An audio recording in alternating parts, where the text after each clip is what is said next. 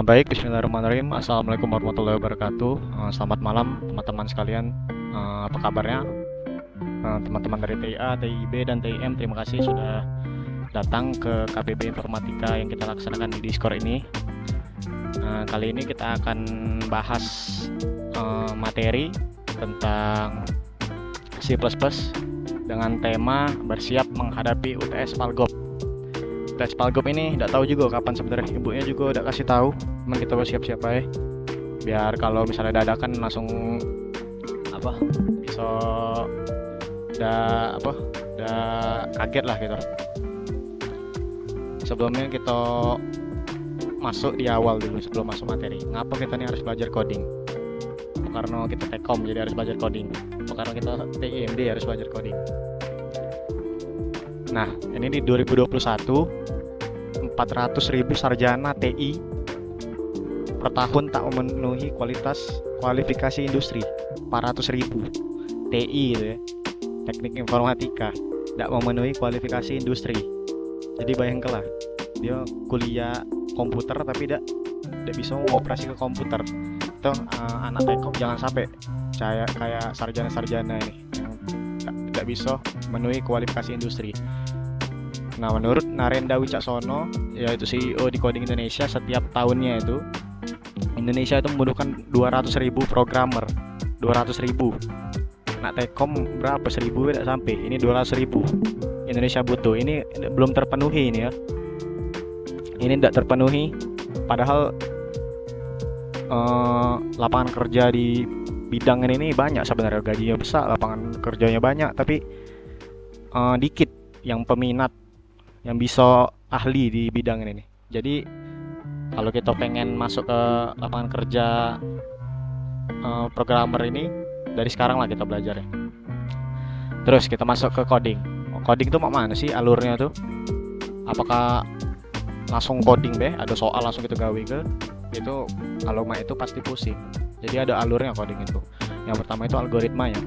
Kita nak buat aplikasi apa dulu? Kalau kita suruh buat aplikasi, contohnya aplikasi jual tiket pesawat lah misalnya, madai langsung kita hargol langsung di awal langsung kayak itu kan tidak mungkin. Pasti kita nanya dulu, nak beli tiket kemana, nak beli tiket kelas apa, berapa uang. Pasti itu tidak langsung ke intinya, pasti ada penyelesaian masalahnya. Itu berurutan dari yang awal sampai akhir, semua diurutkan.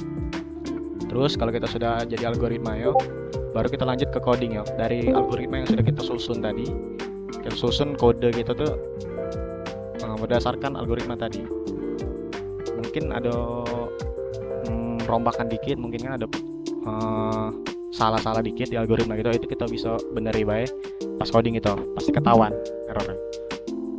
Nah, setelah coding kita run, misalnya ada error, kita masuk alur namanya debugging. Debugging ini kalian buat tugas Bu RV nih, kalian susun algoritmanya, terus kalian susun kodenya, terus kalian run, terus tiba-tiba error. Nah, di error itu kalian lihat di bawah errornya itu line berapa, apa alasannya, di kolom berapa. Nah, itu kalian sudah masuk tahap debugging gitu. Tahap debugging itu sudah kalian sudah masuk di situ. Terus habis debugging ini kalian sudah nemu solusinya. Akhirnya kalian masuk alur berikutnya, yaitu kita fixing error kita tadi. Kita fix, ngapa harus di fix ya? Biar bisa jalan, biar ada error. Itu alur coding. Selanjutnya kita lihat dulu lah, intip dulu tips coding tuh apa basic. Yang pertama itu jangan terburu-buru, kita harus teliti. Kalau misalnya makanya kalau ada tugas BRV misalnya kan, ngumpul dia selesai Zoom berapa? Setengah 10, ngumpulnya jam 6. Nah, kalian tuh habis Zoom tuh kerjailah, itu jangan subuh kan. Pasti kalau subuh tuh pasti terburu-buru kan. Nah, yang terburu-buru itu yang bisa bikin kode kita tuh error. Yang tadinya kode alurnya tuh sudah ada di otak kita, tapi pas kita buat malah jadi error banyak. Masalahnya errornya bukan di algoritma ya, malah kurang titik koma, apa kebanyakan kurung, gimana itu error sepele itu gara-gara cuma terburu-buru, gara-gara tidak teliti. Nah, berikutnya itu harus santai. coding itu jangan dibikin stres. Kalau kita bikin stres itu tadi yang aturannya solusi mudah, karena kita stres tadi jadi tidak terpikir masalahnya. Kalau bisa coding itu sambil nyantai, sambil ngopi, sambil minum, itulah. Terus kita buat solusinya tuh kayak sebelum tadi, jangan terburu-buru. Kita harus santai, perlahan, terus berurutan ngerjainnya tuh dari awal dulu baru sampai akhir, jangan langkah-langkah biar agak tidak bingung. Nah itu cara buat solusinya tuh. Nah yang ketiga ini yang paling penting ini. Ini ada, kita nih sekarang hidup di teknologi canggih, sudah ada Google. Nah kalian tuh jangan gengsi ya Google tuh istilahnya tuh. Kalian coding misalnya kan, nak buat dewek nian, padahal program tuh misalnya ada materi yang belum kita pelajari tapi kalian masih makso kan, aku harus buat dewek, mah itu dalaknya Google, gengsinya Google. Nah itu salah itu. Kalau misalnya kita belum tahu materinya kan, terus belum diajari dosen kita, misalnya kita cari kemana lagi kan selain cari Google. Kalau kita misalnya stuck di kode kita nih, udah nemu letak errornya itu di mana, kalian mending break dulu 5 menit apa ngapoi, kayak keluar dulu, minum apa makan. Habis itu pas kalian balik lagi itu kalian cari apa kira-kira error-error yang sama seperti kalian tuh ada dak uang di Google tuh yang errornya sama cak gitu itu, apa kalian cari mana sinteks yang bener tuh di Google tuh. Nah dijamin pasti dapat kalian solusi ya. Yang penting jangan dipaksa ke, jangan dipikiri itu sampai berjam-jam, tidak berhenti cuma mikiri itu baik. Nah cuman jangan juga kopas. Misalnya ada soal kalian cari di Google, ada soalnya sama persis kayak tugas gitu, kalian kopas, nah itu salah itu. Lagi tidak masuk materi kalian tidak tahu kan mana cara buatnya. Sekarang materinya apa be yang kita bahas malam ini ada 4, yaitu if, switch, ini control statement dua ini, if sama switch ini. Ada pengulangan yaitu while, do while sama for. Kita ini bukan dalami materi ini, kita cuma mengingat, memperkuat fondasi gitu, memperkuat konsep itu malam ini, bukan mendalami materi. Jadi kita palingan cuma lihat penerapannya, kita nginget sinteks ya be, mana kita cari tahu alur kode sinteks if nih, alurnya tuh mana sih, switch ini alurnya mana sih. Nah itu kita bahas sama agak kita kerjoi contoh soal yang bisa untuk ngasah skill gitu. Yang pertama ada if itu digunakan untuk mengeksekusi sebuah statement atau both statement jika sebuah kondisi terpenuhi. Jadi dia nih kondisional, kita kasih kondisi ke if ini. Kalau kondisinya benar, kita kode yang kita taruh di if tadi bakal dieksekusi. Kalau kondisinya false, tidak benar, kode tersebut akan tidak diabaikan. Nah ini sinteksnya, kalian tulis if, terus kita kasih kondisi.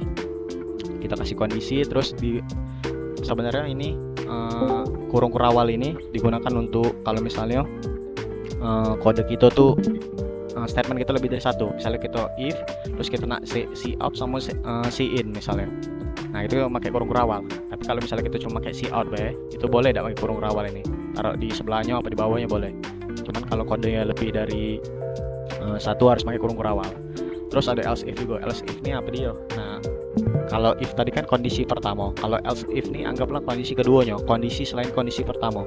Else if nih bukan cuma sih kok, ini boleh lebih, boleh bisa sampai else if yang bisa sampai 10 boleh, terserah kalian. Asalkan dia tuh dikasih kondisi yang berbeda, jangan sama. Kalau kondisinya sama tereksekusi kalau. Nah apa bedanya? Misalnya kita if by si kok, terus kita sama else if. Misalnya ada kondisi 1, ada kondisi 2. Kondisi 1 kita kasih if, kondisi kedua kita buat pakai else if.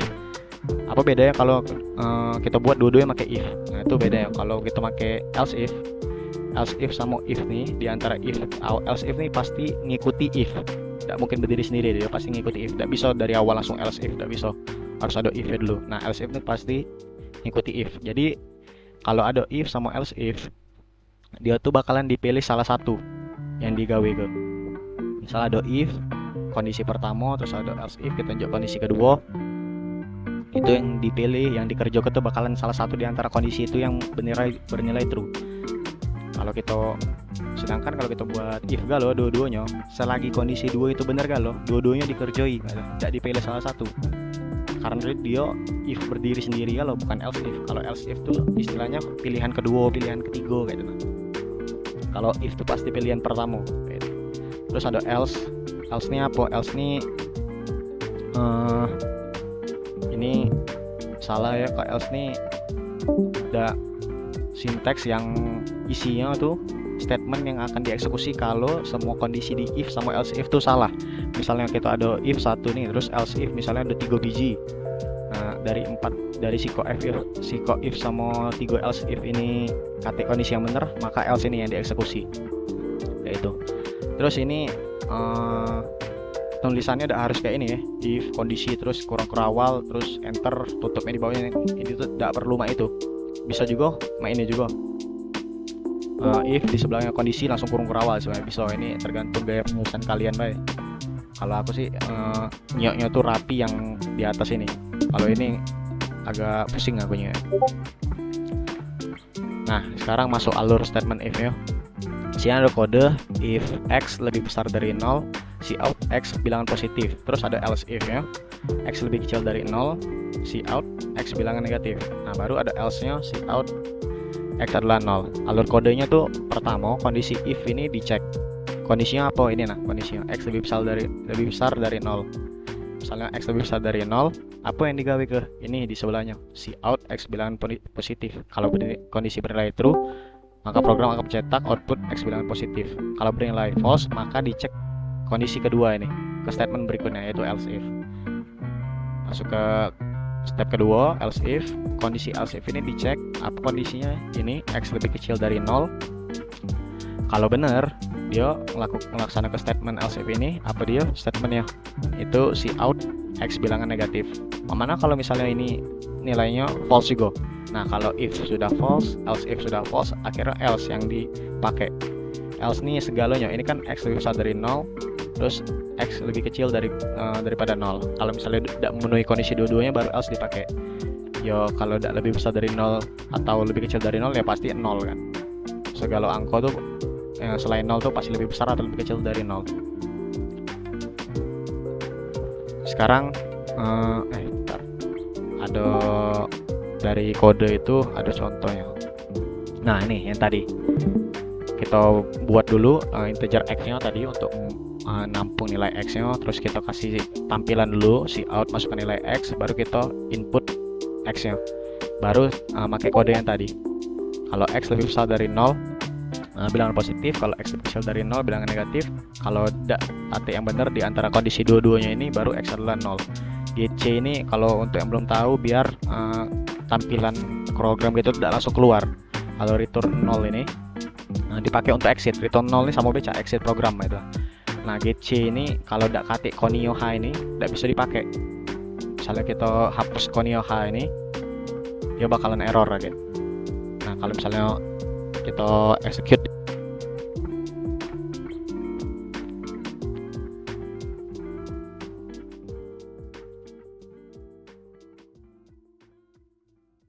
nah misalnya masukkan nilai x, kita masukin 1 misalnya, x bilangan positif karena 1 itu lebih besar daripada 0. Mana kalau kita masukin negatif, kita masukin min 2 misalnya. Nah, x bilangan negatif karena x-nya min 2 ini lebih kecil dari 0. Kalau selain dua kondisi itu dia tidak lebih besar dari 0 terus tidak lebih kecil dari 0, berarti 0. X adalah 0. Itu. Nah, ini kita lihat penggunaan GC tadi misalnya kan. Misal kita kan tadi pakai GC di kode gitu. Kodenya nah sama cak kodenya tadi, misalnya kita masukin 2 bilangan positif. Nah, dia ditampil ke x bilangan positif. Ini bisa kita lihat kan sekarang nih, x bilangan positif, outputnya bisa kita lihat. Nah, itulah fungsi GC tadi, fungsi dia nih. Coba sekarang kita hapus GC nya, kita compile. Nah, kita buka dari exe nya, bukan dari dev C++ nya. Nah, masukkan nilai x, masuk 2 sama kayak tadi, terus kita enter. Nah, masuk keluar program ya. Itu karena udah dikasih getche tadi. Nah, itulah fungsi getche tadi. Biar dia minta user minta kita menekan satu tombol baru dia exit. Itu fungsi getche tadi.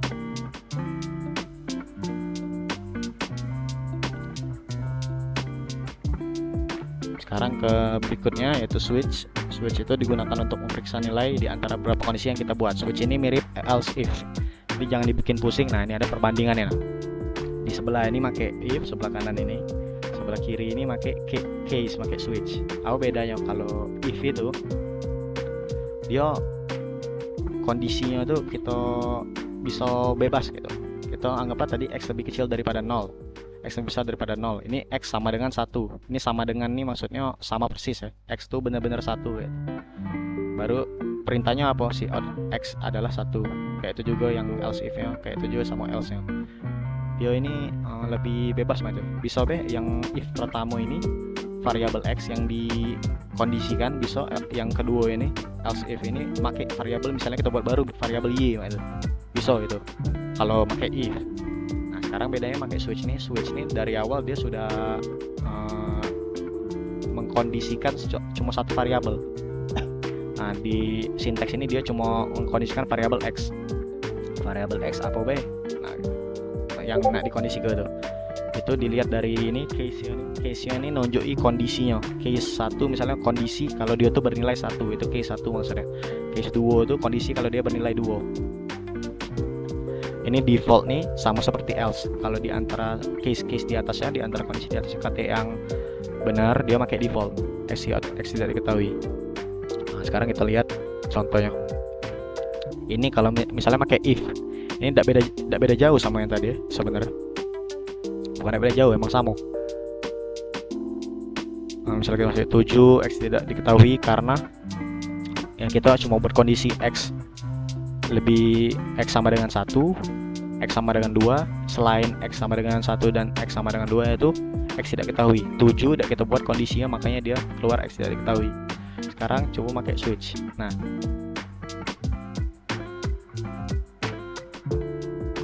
ini sama ya tadi kita buat tampilannya, kita buat variabel x, terus kita input variabel x nya. Nah, dari variabel x ini kita switch ke kita masuki variabel x nya dalam sinteks switch nya, dalam tanda kurung.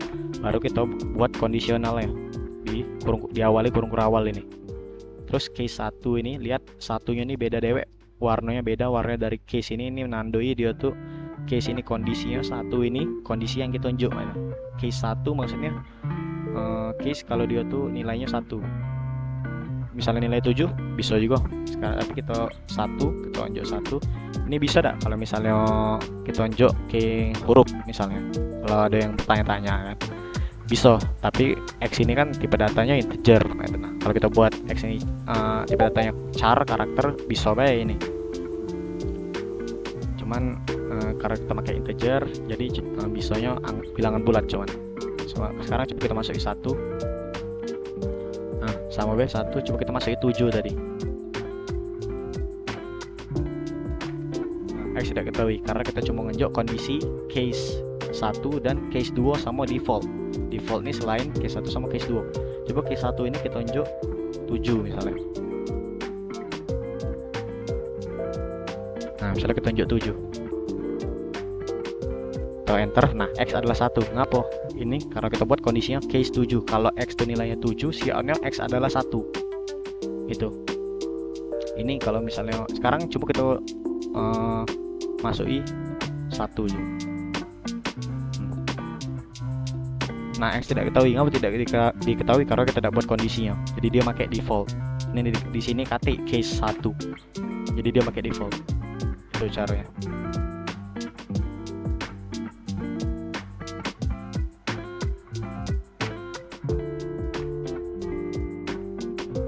Lanjut ke do while sama dual ya, digabung. Ini while sama dual nih agak beda, sama tapi tidak serupa. Apa itu bahasanya itu lupa. While itu fungsinya untuk eksekusi statement berulang kali sampai kondisi yang kita berikan tuh nilainya false. Jadi ini diinjak kondisi juga while nih. Dia ngulang statement yang kita buat sampai kondisi yang kita kasih itu nilainya false. Nah, sekarang kita masuk ke alur ya. di sini ada integer n, kita buat variabel n tipe data yang integer, terus kita inisialisasi ke 10. Terus di bawahnya yang kedua kita buat while. Jadi di alurnya tuh agak dia habis kita buat variabel n ini, di while ini kondisinya yang kita unjuk ini bakalan dicek n sama dengan 10. Nah pas kita ke while ya dicek n tuh lebih besar dari 0 lah. N nya berapa? N nya 10 lebih besar dari 0 lah. Benar, 10 bisa lebih besar dari 0, jadi nilainya true. Nah yang di dalam kurung kurawal ini itu bakal digawe ke ini kondisi while dicek. Jika kondisi nilai true, statement di dalam while dieksekusi di step 3. Kalau kondisi nilai false, statement di dalam while tidak diabaikan, langsung menuju statement langsung ngelangkah dia. Mana kalau misalnya n-nya 0, misalnya n-nya 0 di sini, terus while n lebih besar dari 0, n-nya berapa? 0 lebih besar dari 0 tidak? Ya berarti yang dalam ini kurang-kurangnya tidak digawe ke, dia langsung ke si out start ini. Tapi karena n yang kita buat ini sekarang 10 kan, jadi 10 tuh lebih besar dari n, ya bener digawe ke si out n koma ini, n koma n nya berapa sekarang 10 ditampil ke si out ke 10, terus ada komanya, terus nilai n tadi dikurang sama 1. Min n ini maksudnya decrement ya, maksudnya ini dikurang 1 n nya. N nya tadi 10, sekarang berubah jadi 9. Nah dari selesai ini kita naik lagi ke pojok, dicek lagi, balik ke step 2. Dari anggaplah kita tadi sudah eksekusi, terus statement dalam while selesai dieksekusi, kembali ke step 2, dicek lagi kondisi while. Sekarang n nya 9 lebih besar dari 0 apa tidak? True, benar, 9 lebih besar dari 0, digawe lagi, terus dikurangi lagi, sekarang n nya 8. Nah itu terus ngulang sampai n nya tuh tidak lebih besar dari 0, yaitu saat n nya nyampe 0. Nah perlu diingat ya, kalau pakai while nih, ini while ini agak berbahaya sebenarnya dibanding ke sama for, karena dia tuh harus ada kita nih variabel yang kondisi yang kita masuki itu harus bisa stop di suatu waktu. Misalnya coba kalau misalnya kita tidak masuki min n ini, jadi misalnya n nya 10 lebih besar dari 0, si out 10 koma, terus 10 nya tidak dikurang, jadi masih 10. Naik lagi ke pojok, 10 lebih besar dari 0 apa tidak, masih mama itu terus. Jadi itu namanya infinite looping. Itu hati-hati harus makanya. Sekarang kita cek.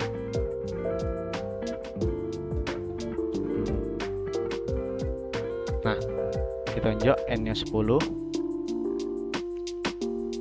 kondisinya n lebih besar dari 0, terus kita si out n sekarang 10, terus diinjak koma sama spasi, terus n nya dikurang 1, jadi n nya sekarang 9.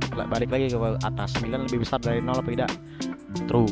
Terus dikerjai lagi, 9 nya ditampil ke, diinjak koma, terus 9 dikurang 1 jadi 8. Balik lagi pojok. Nah itu terus sampai kondisinya sudah salah. Kalau n nya dari 1, misalnya n nya sekarang 1, si out 1 di sini, terus koma, naik lagi ke atas, dikurang dulu, satunya sekarang jadi 0, naik lagi ke atas, 0 lebih besar dari 0 apa tidak? Sekarang sudah false nilainya. Nah berarti while ini sudah selesai tugasnya. Dilanjut ke statement berikutnya, yaitu si out start. Ini tampil ke start ini. Nah sekarang mana kalau misalnya kita ubah n ini jadi 0 misalnya, dari awal sudah false. Nah dia while nya tidak bakalan digawe ke, dia langsung melangkah ke start ini. Dia while nya tidak digawe ke, karena dari awal dicek kondisinya itulah false. Sekarang ke do while. Nah apa bedanya do while sama yang tadi? Nah, sebenarnya bedanya tuh tipis sebenarnya.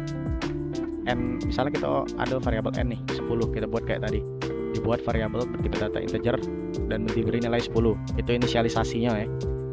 Terus statement dalam do itu kita buat do, terus buka kurung awal, terus kita masukin kode-kode yang kita bakal eksekusi, kita taruh di dalam do ini. Kita sekarang kita taruh sama cak tadi si out n, terus koma spasi, terus n nya dikurang. Habis kita statement dalam do ini dieksekusi, baru dicek kondisinya. Kalau nilai true, do-nya itu dibalik lagi ke awal, kita kerjai lagi. Kalau misalnya dia false, dia langsung melangkah ke statement berikutnya. Nah apa bedanya sama while tadi? Nah bedanya kalau while tadi kan kondisinya dicek dulu di atas, baru digawe ke. Kalau kondisinya true digawe ke, kalau misalnya kondisinya false tidak digawe ke. Nah kalau do ini beda, dia digawe ke dulu sekali, baru baru dicek kondisinya. Makanya while itu letaknya di bawah bukan di pucuk, jadi dia digawe dulu baru dicek kondisinya. Nah kita lihat contohnya langsung.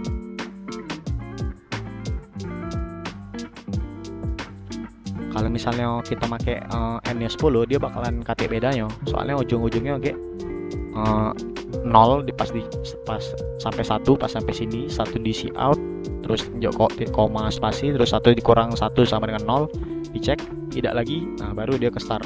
Sama B kalau n sama dengan 10 tadi. Nah cuma kalau n kita tunjuk 0 kan tidak lebih besar dari 0 nih, kondisinya lah salah dari awal, bela salah kondisinya.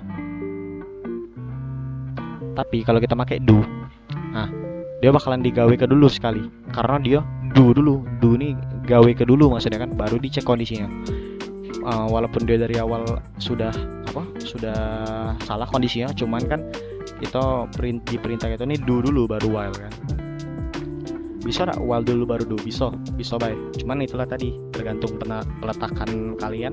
Kalau while di atas berarti kondisinya dicek dulu, kalau do yang di atas berarti digawe ke dulu baru dicek kondisinya.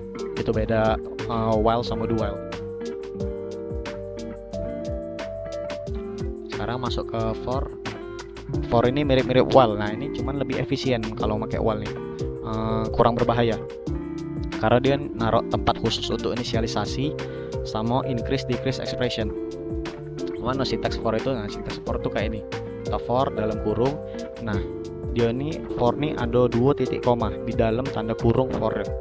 Itu fungsinya untuk apa beh? Yang pertama tuh ada 3 bagian ya, bagian ini bagian pertama, bagian kedua sama bagian ketiga. Apa fungsinya? Nah bagian pertama ini kita pakai untuk inisialisasi, ini untuk bantu for kita lah, itu untuk bantu indikator gitu kayak penunjuk. Nah ini bagian pertama tuh bagian inisialisasi, terus bagian kedua tuh namanya bagian pengecekan kondisi. Nah ini mirip-mirip kondisi dalam while tadi, dia di bagian kedua nih. Ini dipisah ke, setiap bagian tuh dipisah ke sama titik koma ya, jangan lupa. Bagian pertama titik koma, terus bagian 2 titik koma, baru bagian ketiga. Tidak usah titik koma di akhir bagian ketiga. Nah bagian kedua tadi pengecekan kondisi, sekarang bagian ketiga tuh decrement yang tadi. Kalau di while tadi, nah min n-nya kan kita buat dewek di sini. Kita buat di dalam statement while-nya, bukan di sinteksnya. Karena sinteks while itu cuma while terus kondisinya baik. Jadi kate tempat untuk decrement ini, jadi kita harus buat dewek. Itulah bahayanya while tadi dibandingkan sama for. Nah, kalau for dia sudah ada tempatnya dewek di sinteksnya. Ini mana alur kerjanya? Pertama, dalam sinteks for ini kita buat variable n tipe data integer, lalu kita isi angka 10. Nah ini inisialisasinya tadi sudah disediakan tempat sama for. Terus yang kedua, kondisi dalam for dicek. Kalau nilai true, statement dalam for dieksekusi. Kalau nilai false, maka tidak dieksekusi. Sekarang n sampai dengan 10 terus dicek. Nah ini inisialisasi ini jangan lupa, ini cuma digawe ke sekali. Ini cuma digawe ke sekali. Habis sekali itu langsung ke pengecekan kondisi. N lebih besar dari 0, 10 lebih besar dari 0 sama dengan true. Nah kalau kondisinya pengecekan kondisinya benar, statement dalam for ini digawe ke ini, statement dalam for dieksekusi.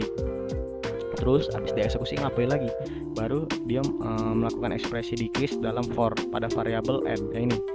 Habis dia ngecek kondisi, dia gawe ke, terus dia ke sini dikurangi. N 10 tadi dikurang 1 jadi 9. Baru habis decrement ini, sekarang n nya sudah 9, balik lagi ke pengecekan kondisi. 9 lebih besar dari 0, benar, di see out lagi. Habis di see out, balik lagi ke decrement, 9 dikurang 1, 8, ngecek lagi, digawe lagi, dikurang lagi, itu terus sampai n nya tuh tidak lebih besar dari 0, yaitu sampai n nya tuh 0. Habis for-nya lah selesai, baru ke statement berikutnya yang di luar for, yaitu see out start, baru ke situ. Kita lihat contohnya.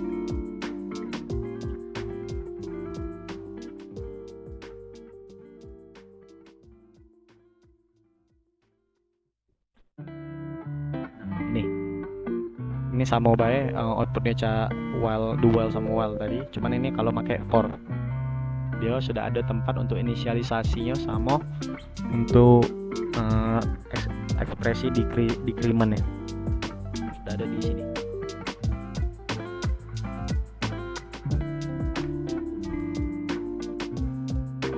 sekarang ada contoh soal kita buat program C++ tentang penentuan bagaimana suatu penduduk dikategorikan sebagai penduduk miskin atau tidak dengan menerapkan percabangan if bercabang. Nah, dari if tadi itu ada if dalam if, namanya itu if bercabang.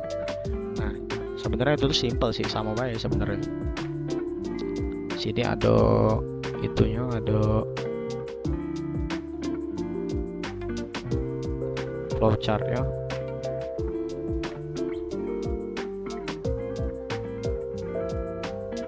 Nah, di program yang kita buat tadi menentukan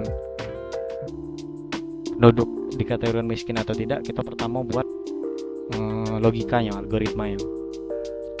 Pertama program itu kita mulai, terus kita masukkan umur. Ini kita minta input dari usernya, masukkan umur dia.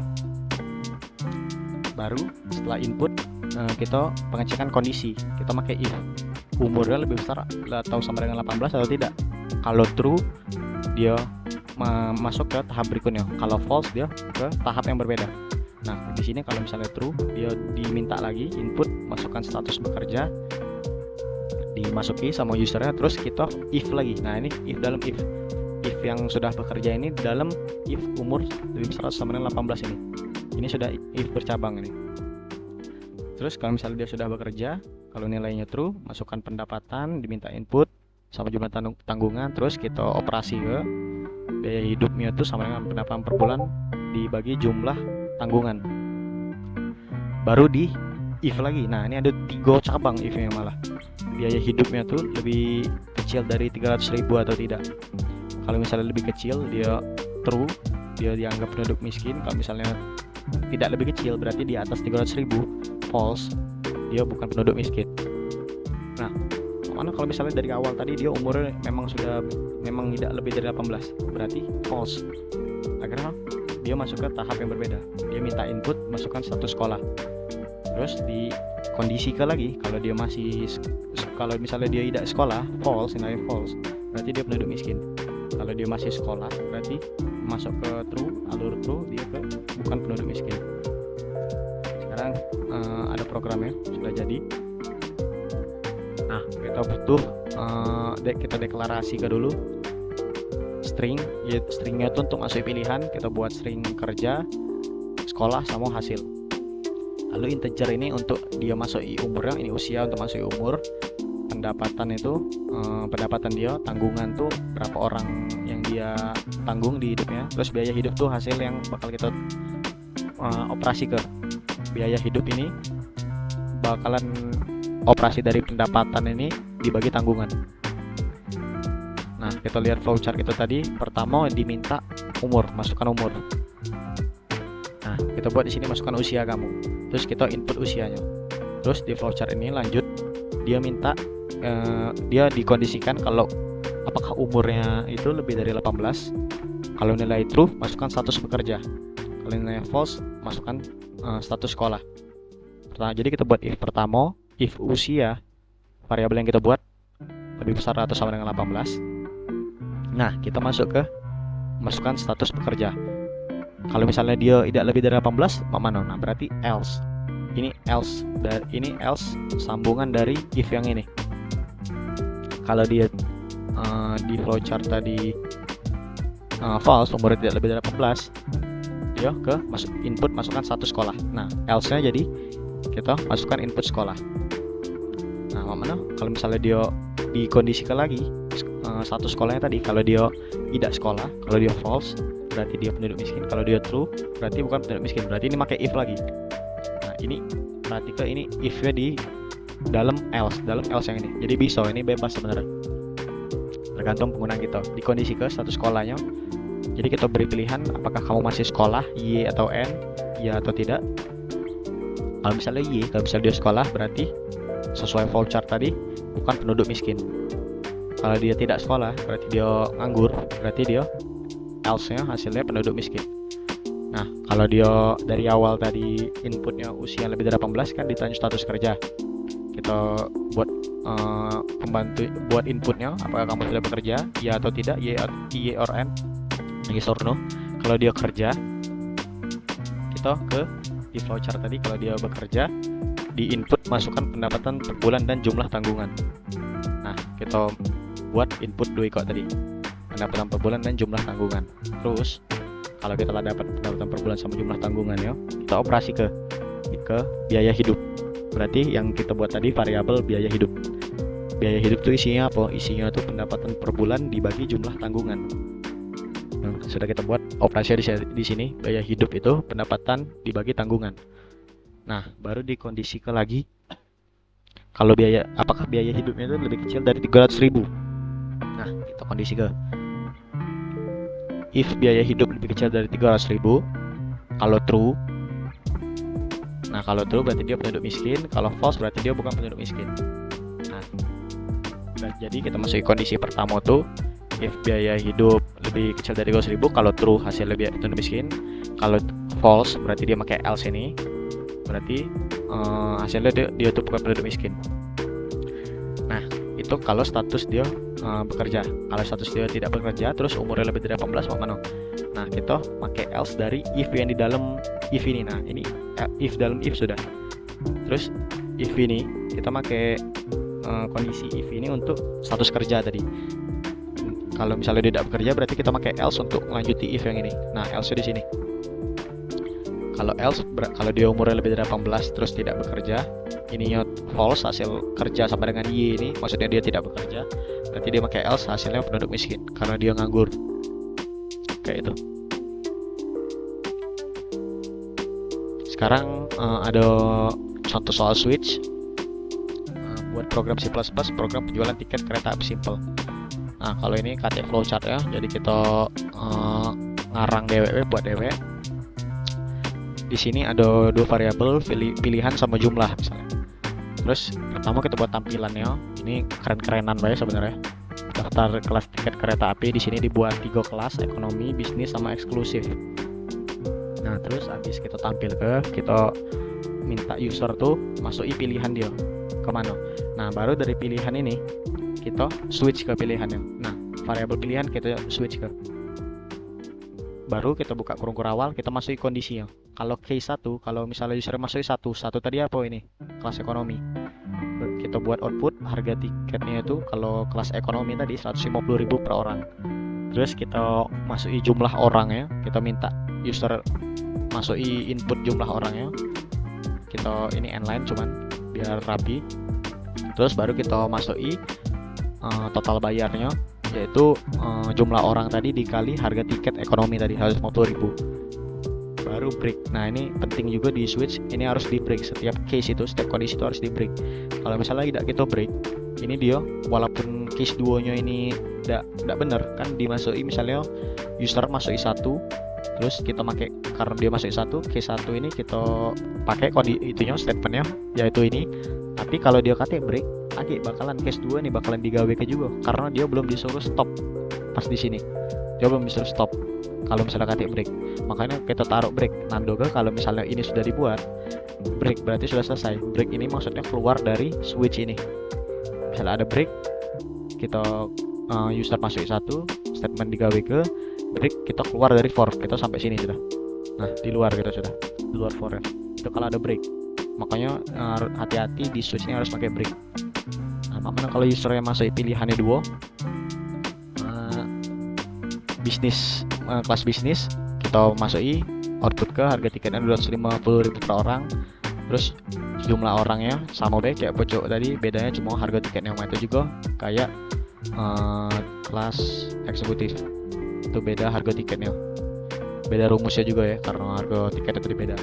Terus mana misalnya kalau misalnya kita minta pilihan nih dari 3 pilihan ini, ekonomi, bisnis sama eksekutif, terus misalnya user jahil kan masuki 4 misalnya, kan kita tidak buat 4 nih, kayak 1, 2, 3, 4 tidak kita buat karena emang kata pilihannya di sini kan. Nah, itu makanya kita pakai default ini. Selain 1, 2 sama 3 kita buat ke default, kita lempar ke default ya. Jadi kalau dia masuk 4, 5, 6 maupun min 1 misalnya kan, nah itu bakalan dipakai default. Kita warisi out, pilihan Anda salah. Nah, bedanya default ini boleh tidak pakai break karena dia emang dari ditaruh itu tempat paling akhir. Makanya dia boleh tidak pakai break. Kalau pakai break, mana enggak apa, sama baik sebenarnya. Habis sudah, kalau misalnya dipilih ini keluar ini, keluar for-nya, langsung ke statement berikutnya, get sama return size. Coba kita tampil ke daftar kelas tiket kereta api. Misalnya kita ekonomi ini 150.000 per orang, kita 2 orang misalnya. Nah, total bayar 300.000 sesuai case 1 ini. Mana kalau misalnya kita masuki jahil misalnya 99. Nah, pilihan Anda salah, yang dipakai default tadi. Sekarang for bertingkat. Soal. Nah, contoh soalnya buatlah kode program C++ untuk menampilkan gambar segitiga terbalik dalam bentuk kumpulan tanda bintang karakter. Kode program butuh satu inputan yang dipakai untuk menentukan tinggi segitiga. Nah, ini contoh inputnya. Misalnya kita minta input tinggi segitiga, terus dimasukin 4. Oke, tinggi segitiganya tuh dari awal bakalan 4 bintang, terus ke bawah dikurang jadi 3 bintang, di bawah dikurang jadi 2 bintang, di bawah lagi dikurang lagi 1 bintang. Kalau inputnya 6, berarti awalnya 6 dikurang jadi 5, 4, 3, 2, 1 kayak itu. Jadi segitiga deh. Nah, ini menggunakan konsep for dalam for. Mana kalau for dalam for? Yang mana yang digawe ke dulu? Kalau for dalam for, yang dibaca duluan tuh sebenarnya for yang luar. Cuman yang digawe ke itu pasti for paling dalam, man. Maksudnya apa sih? Nah, coba kita itu dulu, baik. Kita buat tinggi variabel tipe data integer namanya tinggi segitiga. Terus kita minta input tinggi segitiga. Kita run dulu, baik. Nah, misalnya kita masukin 3 tinggi segitiga ini. Pas kita enter berarti tinggi segitiga ini isinya bakalan 3 kan. Enter coba. Nah, keluar sesuai dengan soal tadi. Kalau 3 berarti 3 bintang di awal, terus dikurang saja 2, dikurang 1 lagi jadi 1. Itu mana sih alurnya tuh? Pertama yang dibaca tuh for luar duluan. Integer i ini kita buat integer indikator gitu. Ini bebas ya, boleh integer a, boleh c, itu terserah kalian. Cuman aku buatnya i karena biasa indikator aku mikir itu. Terus kita inisialisasi kan, kita tunjuk isi itu variabel sama variabel tinggi segitiga. Variabel tinggi segitiga apa? Isinya 3. Nah, berarti i ini sama dengan 3. Terus kondisinya kita tunjuk i lebih besar dari 0. Sekarang 3 itu lebih besar dari 0, benar atau salah? Berarti benar, true. True berarti digawe ke yang ada di dalam tanda kurung kurawal ini. Apa yang nak digawe ke? Nah, ada for lagi dalamnya. Nah, kita buka notepad deh. I sekarang tuh 3. Karena i tadi lah kita masukin tinggi segitiga. Jadi i nya sama dengan 3. Sekarang kita gawe ke yang dalam for yang luar ini. Kita masuk lagi, ada perintah for inisialisasinya tuh j sama dengan 0. Nah, sekarang j sama dengan 0. Terus kondisinya tuh j itu lebih kecil dari 1. Kalau j lebih kecil dari dari i. Kalau j lebih kecil dari i berarti digawe ke dalamnya. Apa yang digawe ke tuh? Cout bintang ini. Nah, sekarang ji-nya 3, j-nya 0. 0 itu lebih kecil dari 3 lah, berarti true. Akhirnya dia buat cout bintang. Terus j-nya ditambah, habis digawe ke ini dia penambahan. J 0 tadi ditambah 1 jadi 1. Sekarang balik lagi ke kondisinya. J itu lebih kecil dari i, tidak masih 1 lebih kecil dari 3, masih benar. Berarti di print lagi cout lagi, digawe lagi yang di dalam sini, baru ditambah lagi di J++ ini. Nah, itulah maksud aku tadi, yang digawe itu yang di dalam dulu, dibuat bintang lagi J++, J nya 1 sekarang jadi J nya 1 sekarang jadi 2, benar. Terus 2 itu lebih kecil dari 3, masih benar, digawe lagi, akhirnya di print lagi cout bintang lagi. Nah, terus ditambah lagi 2, j nya sekarang ditambah 1 jadi 3. Nah, dicek kondisi ini, 3 itu lebih kecil dari 3 tidak, false, sudah sah. Akhirnya tugas for ini sekarang sudah selesai. Sekarang ke mana next stepnya? Ke ini statement selanjutnya, karena ini masih di dalam for, ini masih di dalam for yang ini, si out and line ya. Jadi sudah gawe ke for dalam ini, kita cout and line, enter, turun ke bawah. Nah, kan for statement dalam for yang luar ini sudah kita gawe ke, yaitu ini.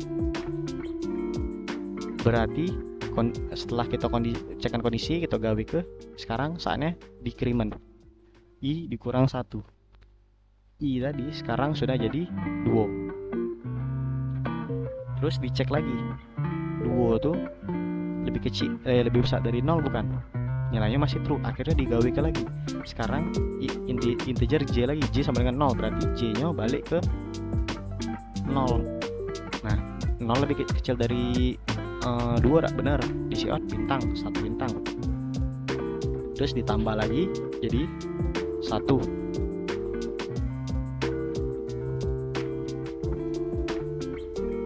Satu tuh lebih kecil dari 2, benar, bintang lagi di cout. Tambah lagi sekarang jadi Y nya 2. 2 lebih kecil dari 2 tidak, salah. Jadi sudah tugas I2 ini for yang luar sudah selesai tugasnya. Terus for dalam ini sudah selesai juga, cout and line kita enter. Nah, ini selesai lagi for di dalam for luar ini sudah selesai lagi satu tugasnya. Sekarang saatnya decrement lagi, I min. J ini sudah hilang karena tidak dipakai lagi. Sekarang I min I sama dengan 1. Terus kita cek I 1 itu lebih besar dari 0, benar. Baru kita buat lagi di sini ke for dalam lagi. Ada lagi variabel J nya, J sama dengan 0. Nah, sekarang J sama dengan 0. Di kondisi for dalam ini 0 lebih kecil dari 1 dah. Benar, 0 lebih kecil dari 1. Jadi kita cout 1 bintang. Terus kita tambah J++. Sekarang J nya sudah jadi 1. 1 lebih kecil dari 1, apa tidak? Dicek lagi kondisinya false. Berarti sudah, for ini sudah selesai. Lompat ke sini, cout and line. Dia bakal enter ini. Nah, for dalam ini sudah selesai juga di for dalam ini. Terus for luar tuh sudah digawe ke lagi galau. Jadi saatnya decrement lagi. Sekarang J nya sudah hilang, tidak dipakai lagi. Terus I dikurang 1 sama dengan 0. Baru dicek lagi ke sini. I lebih besar dari 0, 0 lebih besar dari 0 atau tidak? Jawabannya adalah false pasti kan, 0 kan tidak lebih besar dari 0. Baru for luar ini selesai, lanjut ke GC return. Selesai, itu dibacanya dari yang for luar dulu, tapi yang digawe itu pasti yang di dalam dulu. Itu caranya tuh, maksud aku tuh. Kita coba sekali lagi programnya. Misalnya kita buat 7 lah. Nah, coba kalau bintangnya dari awal 7 ngurang ke 6, ke 5, ke 4, ke 3, ke 2, ke 1. Ini nih yang di print. Ini yang dipakai untuk ngeprint tuh si I ini apa si J nih. Si J ini dipakai karena dia bakalan berkurang terus setiap for luarnya selesai. Dia bakal kurang terus bintangnya. Kayak itu. Sudah, contoh soal terakhir sudah. Nah, sudah selesai. Oke, apakah ada yang bertanya? Buka mic-nya. Kalau nak bertanya, silakan. Tidak usah malu-malu. Kalau ada yang kurang jelas, apa ada saran, ada kritik, silakan.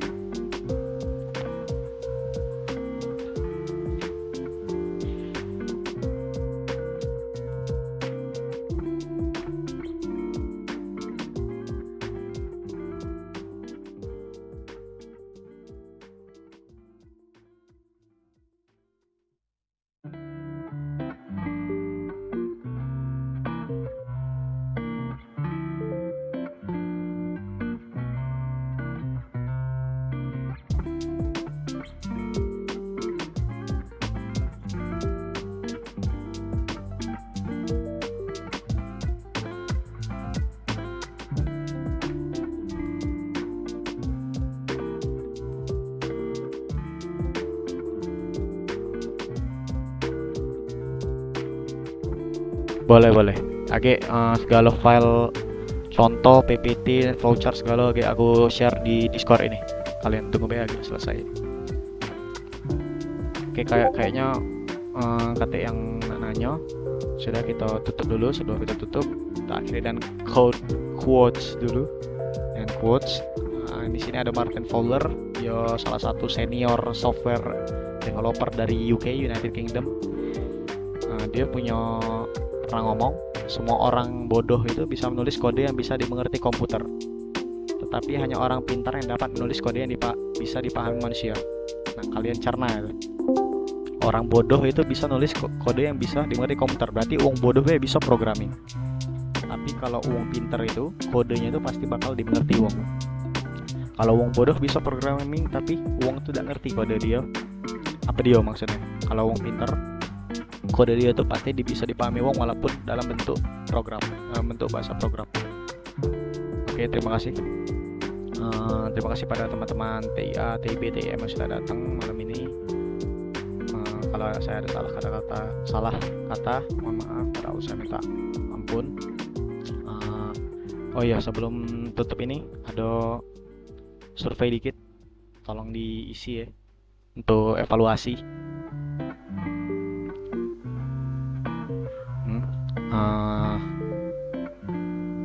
Baiklah, saya akhiri pertemuan kita malam hari ini. Wassalamualaikum warahmatullahi wabarakatuh.